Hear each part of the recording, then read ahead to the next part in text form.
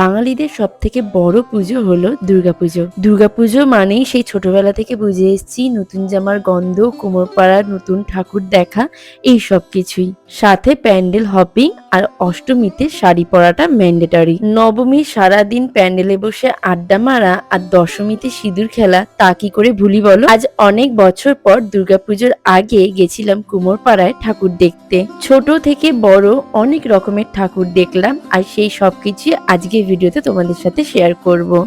Welcome back to my channel, myself Kasturi, and welcome back to another exciting blog. তো আজকে হচ্ছে দ্বিতীয়া বলতে পারো, দুর্গাপুজোর দ্বিতীয়া চলছে। আর আমি ভাবছিলাম মহালয় কিংবা মহালয়ার পরের দিনকে আমি কুমোরপাড়ায় গিয়ে ভিডিও শ্যুট করব, একটা লুক ক্রিয়েট করব, যেটা আজকে আমি ফাইনালি করতে পারছি। তো তোমাদের ফাইনাল লুকটা দেখানোর আগে বাইরের ওয়েদারটা দেখিয়ে দিই। একদম মেঘলা মেঘলা ওয়েদার হয়ে আছে। এবার যদি বাইরে বেরিয়ে বৃষ্টিতে ভিজতে হয় আমার কিছু বলবার নেই। আর আজকে কিন্তু আমি একটা নতুন শাড়ি পরেছি। ফাইনাল লুক তোমরা দেখতে পাবে এবং বিটিএস দেখতে পাবে আজকে, শ্যুটের বিটিএস।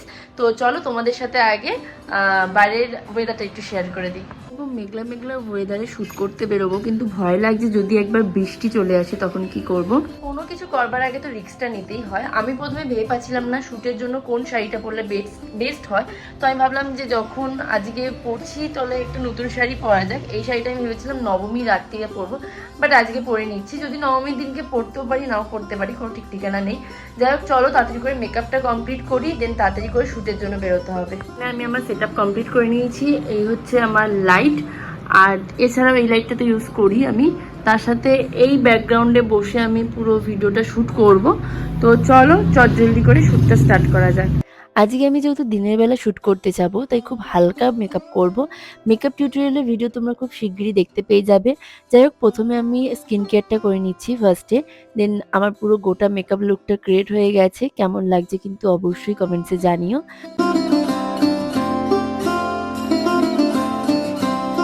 আমি এখানে ফুললি রেডি হয়ে গেছি। এটা হচ্ছে আমার ফাইনাল লুক। আর এই শাড়িটা পরেছি, রেড কালার শাড়িটা পরেছি। চলো তাড়াতাড়ি করে বেরিয়ে যাই, অনেকটা দেরি হয়ে গেছে। তো তাড়াতাড়ি করে বেরোনো যাক। ফটোগ্রাফার চলে এসছে, আমি অ্যাজ ইউজুয়াল লেট। আমার ফটোগ্রাফার তাড়াতাড়ি চলে এসছে।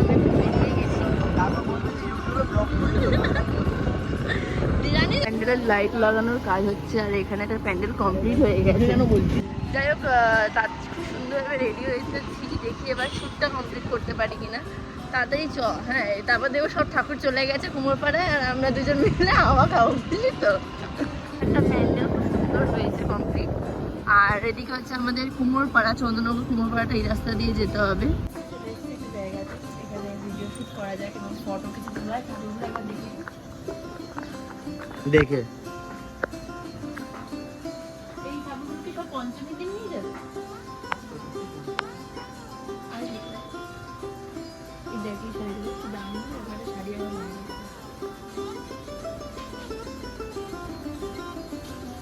তাহলে এবার ফটো ভিডিও সব কিছু শ্যুট করা হোক, তারপর ছোট্টবেলা থেকে বাবার সাথে অনেকবার কুমোরপাড়ায় পুজোর আগে যেতাম ঠাকুর দেখতে।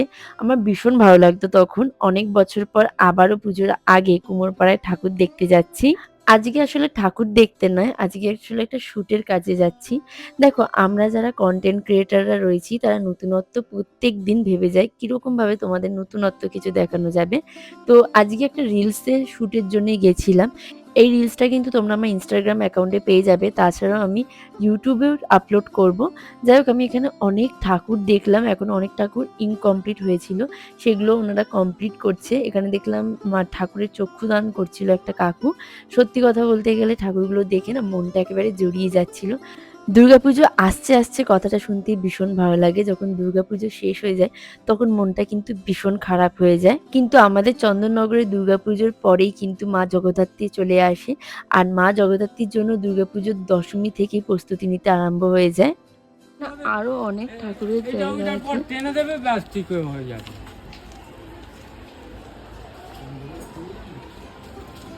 সামনে স্কুল আছে এখানে একটা। আমাদের শাড়ি পরে ঘুরতে ঘুরতে মানে ঘেমে যাচ্ছি। আর মনে হয় এদিকে আছে না, নেই না। তো এবার সামনের দিকে যাব, দেন সামনে কিছু কুমোরের জায়গা আছে, সেখানে কিছু ছবি এবং ফটো তুলবো, ভিডিও বানাবো, বানিয়ে ব্যাস মোটামুটি বলতে পারো কমপ্লিট হয়ে যাবে। যাই হোক, যাই সামনের দিকে, এবার দেখি কি হয়। সবাইকে দেখছি কলকাতার কুমোরটুলিতে গিয়ে ঠাকুরের ভিডিও বানাচ্ছে সবাই করে, এবং এটা বিগত অনেক বছর ধরে চলে আসছে। তাই এবছর ভাবলাম আমিও কেন বাদ যাব। কলকাতার কুমোরটুলিতে যাওয়া আমার পক্ষে সম্ভব নয়, কিন্তু আমাদের চন্দননগরে কুমোরপাড়া রয়েছে, সেখানে গিয়ে নয় ফটো ভিডিও বানানোই যেতে পারে। আজকে প্ল্যানটা ছিল অনেক আগে করব, কিন্তু অনেকটা লেট হয়ে গেছে। আর তোমরা এই ভিডিওগুলো যেগুলো দেখছো এগুলো কিন্তু আমার শুটের বিটিএস ভিডিও। মহালয়ার সময় থেকে কিন্তু সব প্যান্ডেলে ঠাকুর চলে যায়, তাই জন্য এই জায়গাগুলো অনেকটাই তোমরা ফাঁকা দেখছো। অনেক ঠাকুর এখান থেকে বেরিয়ে গেছে যা শুনলাম কারিগরদের কাছ থেকে। আর যেসব বারোয়ারি চতুর্থী কি পঞ্চমীর দিনকে ঠাকুর নেবে তাদের কাজই এখন করা হচ্ছে। আর সত্যি কথা বলতে গেলে আমি শুটটা ভীষণ ভালোভাবে আজকে কমপ্লিট করতে পেরেছি। আর গোটা শ্যুটটা কমপ্লিট করতে মোটামুটি আমার অনেকটা টাইম লেগে গেছিলো, কারণ কি ফার্স্ট টাইম আমি এরকম কোনো শ্যুট করছি। কিরকম কি পোজ দিতে হয়, কি করতে হয় না করতে হয় আমি তো খুব একটা ভালো মতো করে জানি না, তাও যতটা পেরেছি চেষ্টা করেছি। আমরা দুজন বাদ দিয়ে আমাদের সাথে আর কেউ যায়নি, তাই শ্যুটের খুব একটা বেশি বিটিএস না দেখাতে পারলেও শ্যুটের কিছু ক্লিপিংস তোমাদের সাথে এখানে আমি শেয়ার করে দিচ্ছি। ফার্স্ট টাইম এরকম কোনো শ্যুট করাতে একটু লজ্জা পাচ্ছিলাম, কিন্তু সবটাই আমার কাছে সরবরাহ হয়ে গেছে যখন শ্যুটটা খুব ভালো মতো করে কমপ্লিট হয়েছিল। আর এইভাবেই আজকে শ্যুটটা কমপ্লিট করলাম।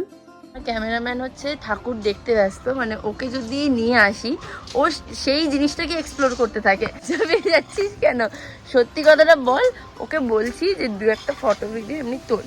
ও বাবা, ও ঠাকুর দেখতে ব্যস্ত, মানে ওকে নিয়ে এসছি আমি ঠাকুর দেখার জন্য। এই বড় ঠাকুরগুলো দেখে মা জগদ্ধাত্রীর কথা মনে পড়ে যাচ্ছে। আচ্ছা, তোমরা দুর্গাপুজো প্যান্ডেল হপিং করতে স্টার্ট করে দিয়েছো কিনা অবশ্যই কিন্তু জানিও। আমি কিন্তু এখনো পর্যন্ত ঠাকুর দেখতে যেতে পারিনি। এই ঠাকুরটা হচ্ছে এখানকার সব থেকে ছোট ঠাকুর দেখলাম। আর পেছনে এই একটা ঠাকুর আছে যেটা এখনো পর্যন্ত চুল লাগানোটা কমপ্লিট হয়নি। আমাদের শ্যুট কমপ্লিট হয়ে যাওয়ার পর আমরা ভেবেছিলাম কোথাও একটু খেতে যাব, তো সেখানেই যাওয়া হচ্ছে। ফার্স্টে তো আমি অনেকবার ধরে বলেছিলাম বিরিয়ানি খাবো, তখনও রাজি হয়নি। তাই আমরা এখন যাচ্ছিলাম আইসক্রিম খেতে। আমার এই গরমের মধ্যে কেন জানি না আইসক্রিম খেতে খুব মন চাইছিল। আমরা এখন অনেক ঘুরে চলে এসেছি আইসক্রিম পার্লারে। আর এই আইসক্রিমটা অর্ডার করেছি, যেটা একদম ফুল গ্লাস আইসক্রিম আছে। চলো খাওয়া যাক।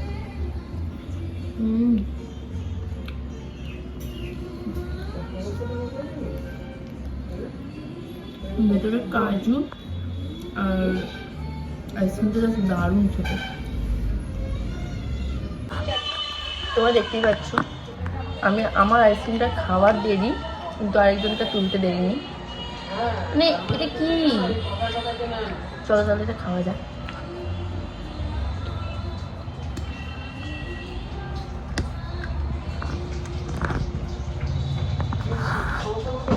একটু চামচটা পুড়ে গেছে, আর আমার শাড়িটা নোংরা হয়েছে, যেটা আমার টিস্যু নিয়ে শাড়িটা পরিষ্কার করে নিয়েছি, একটুখানি জাস্ট পড়েছিল। চলো তাহলে আইসক্রিমটা খাওয়া যায়, কিন্তু হচ্ছে মনে ক্যাডবেরি ক্যাডবেরিটা। আরে এই ক্যাডবেরিটা খেতে আমার ভীষণ ভালো লাগে। Thank you so much. হ্যাঁ, এটাই খেতে আমার বেশি ভালো লাগে। ছিড়বি না, আমাকে দিয়ে আবার ছিঁড়ছে। যাই হোক, চলো এখন বাড়ি যাওয়া যাক, কাজ তো মিটে গেছে আমাদের। তো আমরা চন্দননগরের সুইট হার্ট আইসক্রিম পার্লারে গেছিলাম, সেখান থেকে বেরিয়ে এখন যাচ্ছি হচ্ছে বিরিয়ানি কিনতে। আমার খুব বিরিয়ানি খেতে আজকে ইচ্ছা করছিল, অনেক জোরাজুরি করবার পর ও বললো শেষমেশ তাহলে বিরিয়ানি কিনে দিই, বিরিয়ানি খাবি দুপুরবেলা তাহলে। চন্দননগরের নতুন খুলেছে মেহেক দম বিরিয়ানি, আর এটা হচ্ছে চিকেনের হাঁড়ি, যা গন্ধ ছাড়ছে বলবার মতো না। হ্যাঁ, কি গন্ধ। আর এটা হচ্ছে মাটন বিরিয়ানি হাঁড়ি। বিরিয়ানি প্যাক করিয়ে নিচ্ছি। আর চন্দননগরে মেহেক নতুন খুলেছে, অনেক রিভিউ দেখেছি, দেন তাই জন্য এলাম এখানে। এখানে একটা ঠাকুরের প্যান্ডেল হয়েছে, আর এখানে ঠাকুরও চলে এসেছে। দেখ, আমাদের পাড়ায় কোনো ঠাকুর আছে না। যাই হোক, আমার বাড়িতে যাবো, তাতে একটু ফ্রেশ হবো, দেন বিরিয়ানি খাবো, দুপুরের লাঞ্চে বিরিয়ানি খাবো। এটা ভাবলেই মানে আমি জাস্ট ওয়াও।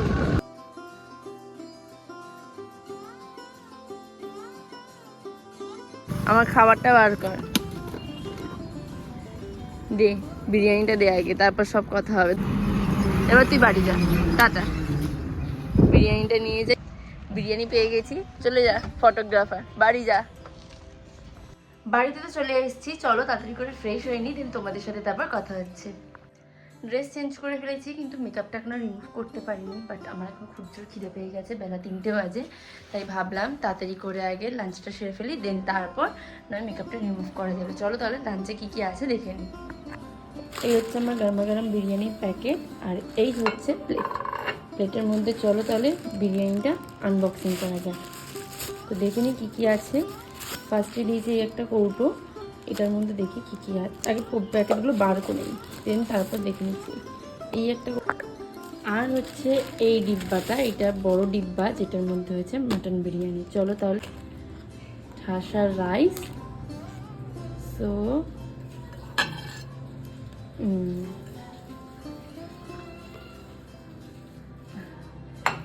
উল্টে দিয়েছি বাটিটা, আর এই হচ্ছে বিরিয়ানি দিয়েছি। আর এই দুটোর মধ্যে আছে মানে একটাতে স্যালাড, দেখে নিই, হ্যাঁ একটাতে স্যালাড, আরেকটাতে রয়েছে। তো চলো খাওয়া যাক। এই হচ্ছে মাটনের পিস, যেটা বিশালই বড় পিস। তো চলো আগে বিরিয়ানিটা খেয়ে নিই, দেন তোমাদের সাথে আবার কথা হবে। দুপুরে এত জোর খিদে পেয়ে গেছে যে আমি তাড়াতাড়ি করে আগে খাবারটা খেয়ে নিলাম। আর বিরিয়ানি দেখে নিজেকে কিরকম ভাবে সামলাই বলো, তাই চটজলদি করে বিরিয়ানি দিয়ে লাঞ্চটা সেরে ফেললাম। লাঞ্চ করা কমপ্লিট হয়ে গেছে, এখন রুমে যাব, গিয়ে মেকআপ রিমুভারটা দিয়ে মেকআপটা রিমুভ করবো। কারণ কি দেখতেই পাচ্ছ পুরো রক্ত খাওয়ার মতো এখানটাতে লাল হয়ে আছে। এছাড়াও আমি মেকআপটা রিমুভ করিনি। তো আমি ফার্স্টে কি করি, ওয়েট ওয়াইপস বার করে নিচ্ছি। এই ড্রয়ারের মধ্যে আমার সব জিনিস, আমি ওয়েট ওয়াইপস বার করে নিয়েছি। আর তো এখানে আমি ওয়েট ওয়াইপস বার করে নিয়েছি, আর সেটা দিয়ে আমি ভালো মতো করে মেকআপটা রিমুভ করবো। এই যে হালকা হালকা করে মেকআপটা রিমুভ করবো, তারপর একটুখানি মাইসেলার ওয়াটার দিয়ে পুরোপুরি মেকআপটা রিমুভ করে দেবো। আজকের ভিডিওটা এখানেই এন্ড করছি। আশা করি তোমাদের ভিডিওটা দেখতে ভীষণ ভালো লেগেছে। ভালো লাগলে লাইক এবং সাবস্ক্রাইব করে দিও, আর ফেসবুক থেকে দেখলে অবশ্যই ফলো করে দিও। বাই।